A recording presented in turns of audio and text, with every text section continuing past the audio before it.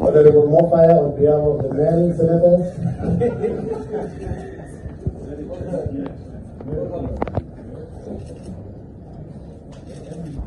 You remember there was a wheelbarrow that costed 80,000. Yeah. So, are you comfortable? Good. You may take it back, please. Okay, Onyonga. Senior counsel can test for us.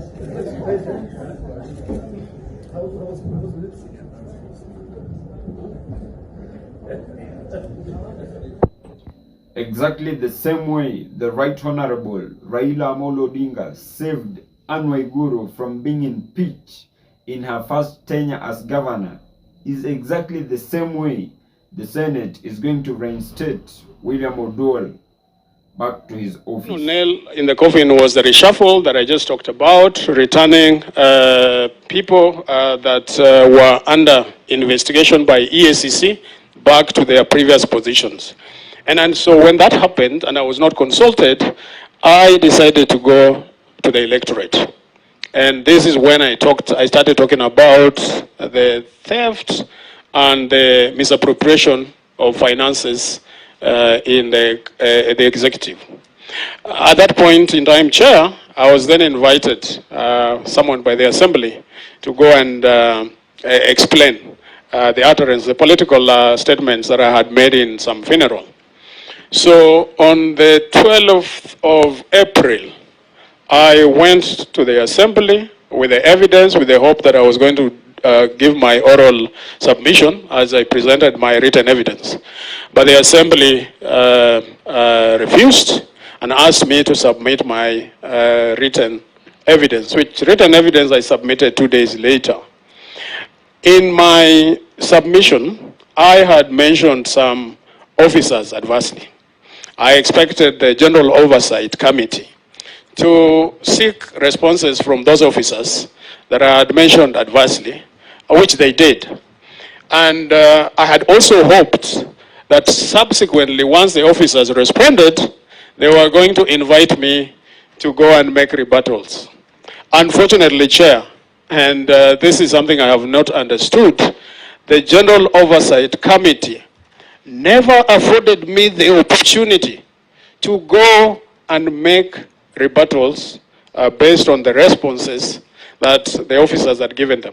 Remember, I was the whistleblower. I am the one that raised aspects of theft, aspects of misappropriation from the executive. But the General Oversight Committee, on their own motion, decided to make a determination without affording me the opportunity, Chair and Committee, to go and respond to the officers' responses. So a determination was made on the 20th.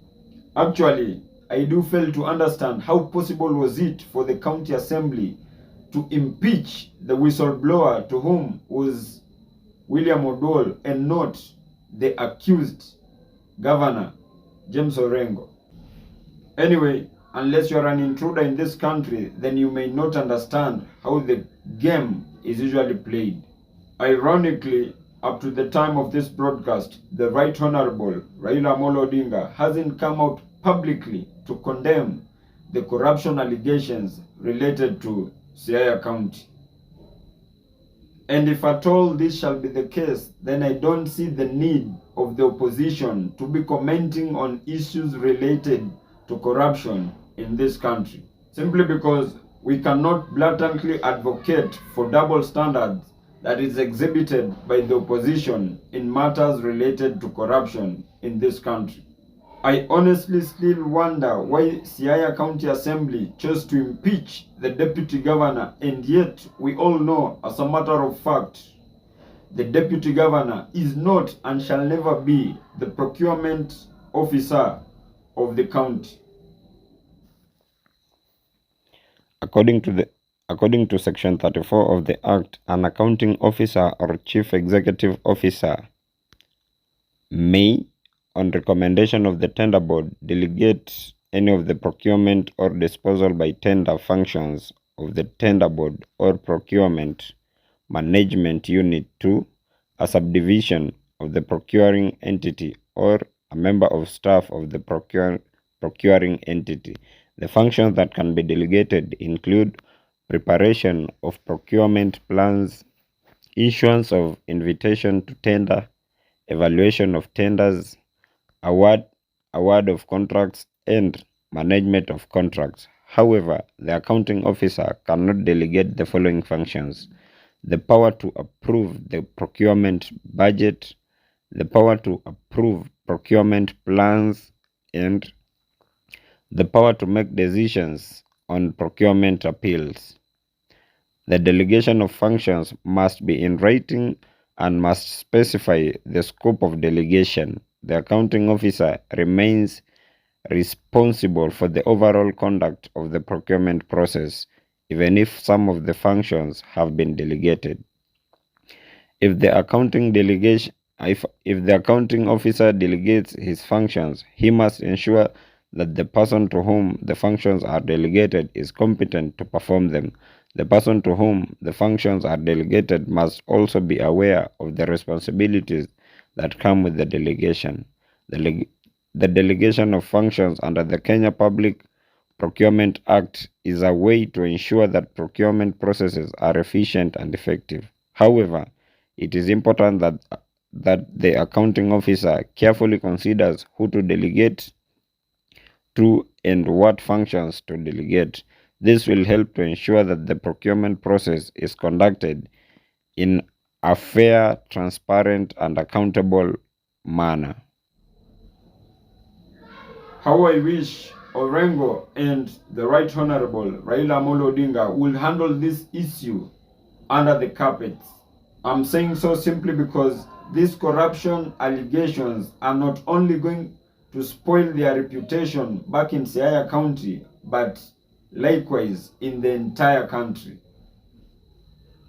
Of which, if forensic audits are done and it comes to their realization that what William Oduol is saying is right, then I kid you not, it will be next to impossible for Governor James Orengo to redeem himself from such a mess.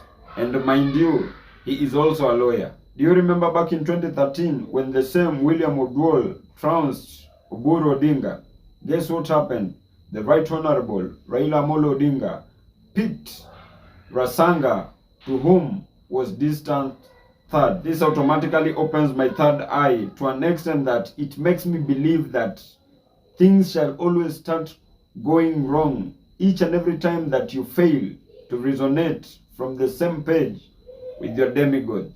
That is exactly what we are seeing happening to William Oduol. If at all the Senate is going to do a deep scrutiny in relation to this matter, I kid you not, the whole mess is going to befall on the governor, simply because he is the county boss, and that is to say that the buck stops with him. Hypocritically, no any Azimio MP has decided to speak in relation to this corruption allegation of Siaya County. So if you're there seated thinking that the opposition is there to fight corruption back, then I kid you not, you're just in a world of your own.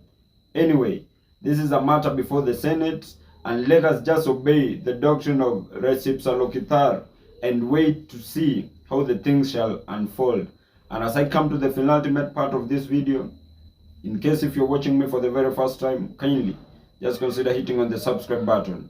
If you've been watching my videos and you have not subscribed, kindly just consider hitting on the subscribe button. And more so, if you're watching me from a different platform, either Telegram, TikTok, or Facebook, kindly just head on over to YouTube, search for Mohamed Sudi. I'll be the first right person to pop up. If matters, socio-economic and political matters are your great areas of concern, kindly do consider hitting on the subscribe button so that each and every time that I upload a new video, it will automatically reflect on the notification panel. And by so doing, you'll simply be supporting my content. Thank you, and may God bless you.